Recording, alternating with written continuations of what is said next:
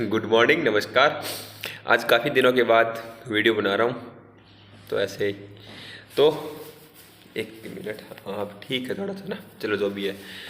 आज ऐसे मैं पढ़ते पढ़ते मेरे सामने एक आर्टिकल आया क्लाइमेट चेंज के बारे में, तो मैंने ऐसे वीडियो बनाना शुरू कर दिया है कि क्लाइमेट चेंज क्या है और ये कितना ज़रूरी है। इसके बारे में कुछ ज़्यादा बातें होती नहीं है, बिल्कुल बहुत ही कम आती है। ना तो सरकार इस पे कोई योजना लेके आती है, ना मीडिया बात करता है, ना स्कूलों कॉलेजों में बहुत पढ़ाया जाता है तो बहुत ही कम। और ये इतना ज़रूरी टॉपिक है कि मैं तो भाई पढ़ के मेरे तो दिमाग चकरा रहा है, ये ऐसा टॉपिक है। तो इसलिए इस पर कुछ छोटी सी बात करेंगे आज हम कि क्लाइमेट चेंज क्या है और कितना ज़रूरी है। अभी मैं पढ़ रहा था तो मेरे को पता चला कि भाई पृथ्वी का टेम्परेचर, एवरेज टेम्परेचर अभी तक 1.16 डिग्री सेंटीग्रेड टेम्परेचर बढ़ चुका है। 1.16। अब आप बोलोगे 1.16 छोटी सी चीज़ है, एक मिनट के लिए, कि 1.16 बहुत ही कम चीज़ है। नहीं भाई, 1.16 डिग्री सेंटीग्रेड तापमान बहुत कम नहीं है पृथ्वी के लिए। पृथ्वी बोले इतनी बड़ी पृथ्वी के लिए 1.16 क्या मैटर करेगा? ये मैटर ऐसे करता है कि पृथ्वी का जो तापमान है, जो पृथ्वी का वातावरण है, उसमें 0.1 डिग्री सेंटीग्रेड टेम्परेचर भी इधर उधर होता है ना, तो उससे वातावरण चेंज हो जाता है, मौसम चेंज हो जाता है।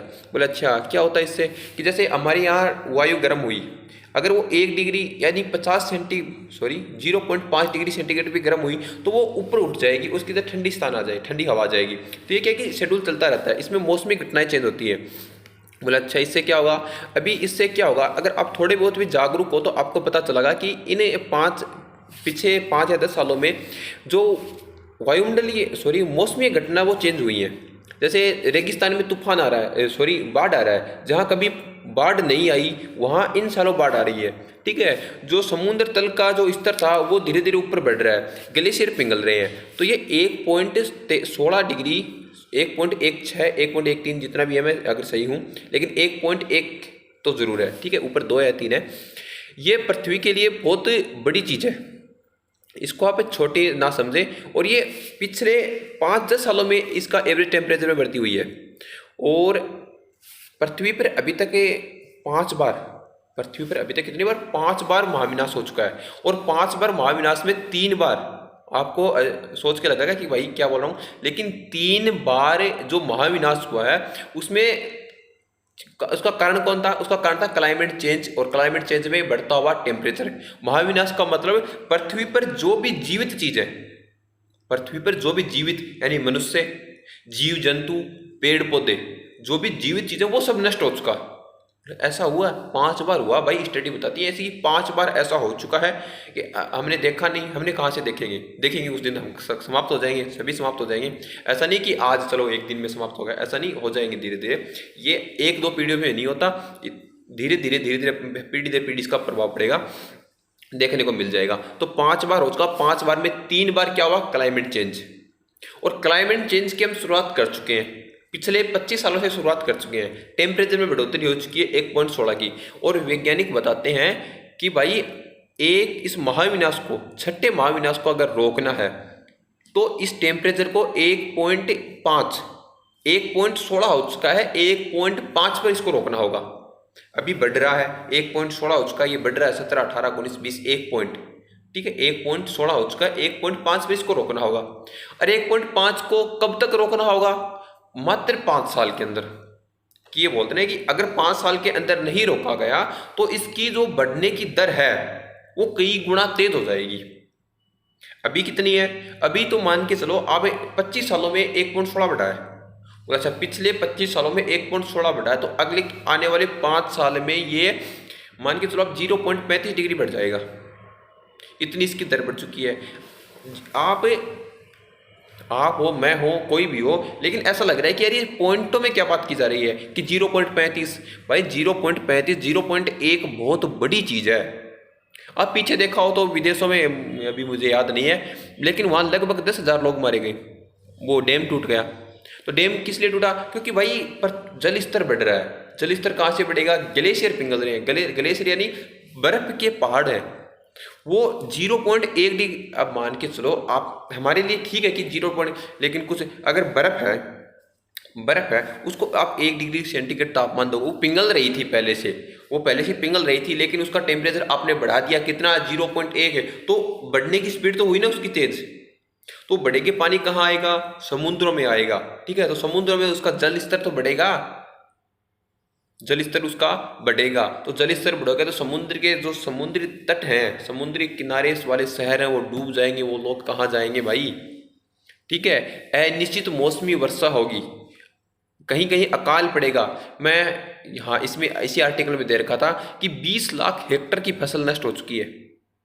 3026 लोग भारत में मारे जा चुके हैं इस क्लाइमेट चेंज की वजह से। 70,000 मवेशियों ने जान दी है इस क्लाइमेट चेंज की वजह से।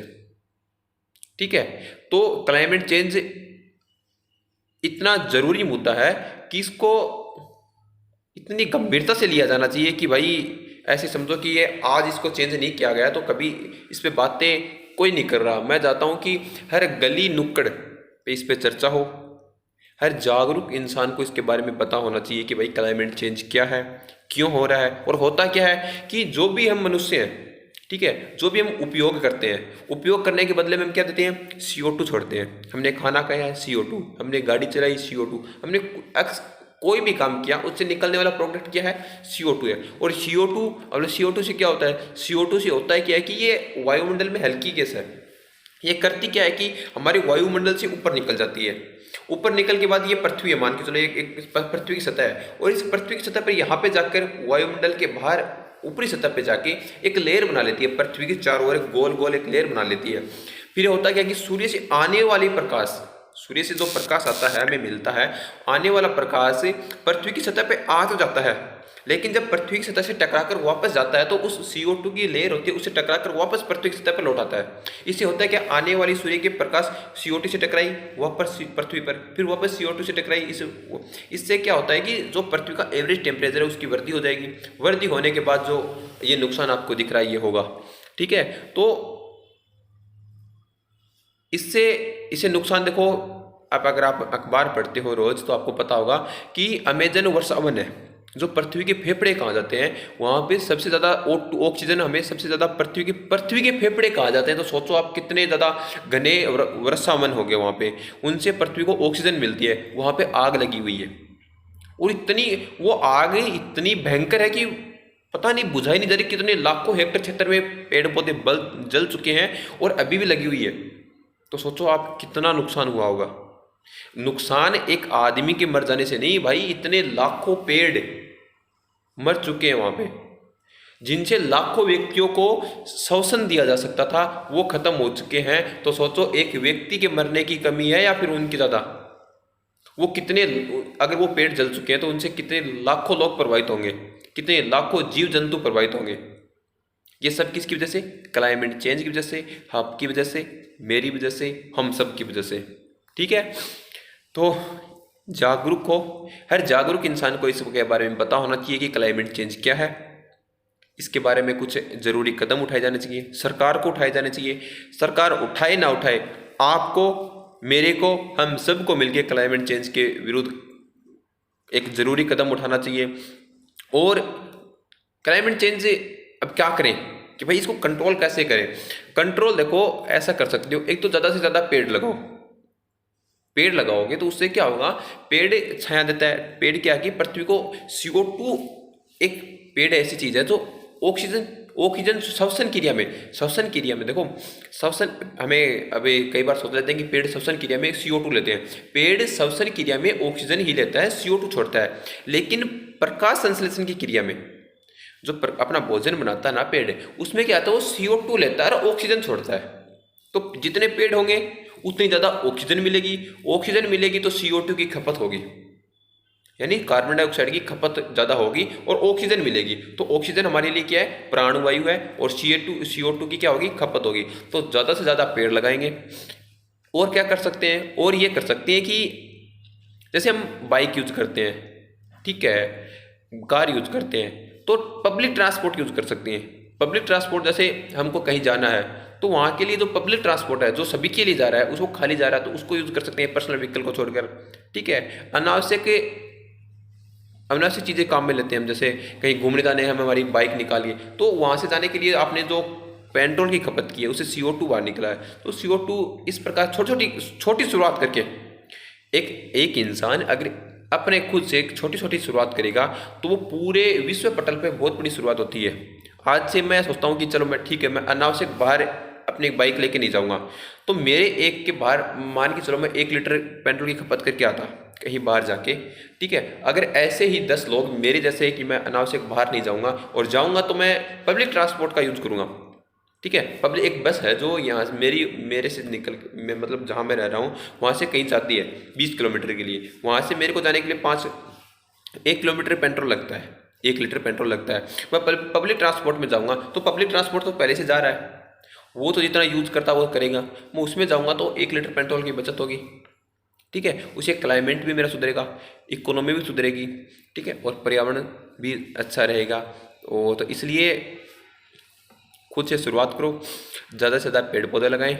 मैं तो शुरुआत करूँगा, मैं तो ये इच्छा है कि अब करेंगे कुछ, है ना, जो आने वाली पीढ़ियों को कुछ देख के जाएं। ऐसा नहीं कि आने वाली पीढ़ी हमको गाली निकाले कि भाई वो तो अपने आराम से रह चुके, वरना सोचो आने वाली पीढ़ियाँ अपने पीठ पीछे सिलेंडर बॉक्स लेके घूमेगी। हम तो मास्क लगाया था, हमने एक कपड़े का मास्क लगाने में कितनी जोर आया था, सोचो।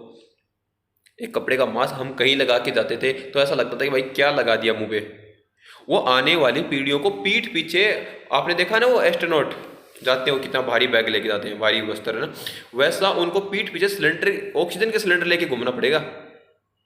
वो सोचो कितनी गाली दे के जाएंगे, वो बोलेंगे भाई, और फिर कुछ होगा भी नहीं कि वो सोचें कि चलो इसको चेंज कर लें, फिर नहीं होगा, फिर तो भाई जो होगा वो देखा जाएगा। तो इसलिए अभी से इसकी शुरुआत करें। सबसे गुजारिश है कि क्लाइमेट चेंज के लिए जागरूक हो, खुद समझें, खुद से पढ़ें कि भाई क्लाइमेट चेंज क्या है। मैं पता नहीं सही से बता पाया हूँ नहीं बता पाया हूँ, लेकिन एक अच्छी कोशिश की है। ऐसे मेरा मन था कि चलो इस पर बात करते हैं, और वीडियो बनाए भी काफ़ी दिन हो गए थे, तो आज से शुरुआत की है, दोबारा से कंटिन्यू करूँगा। चलो मिलते हैं नेक्स्ट वीडियो में। Okay then, good bye.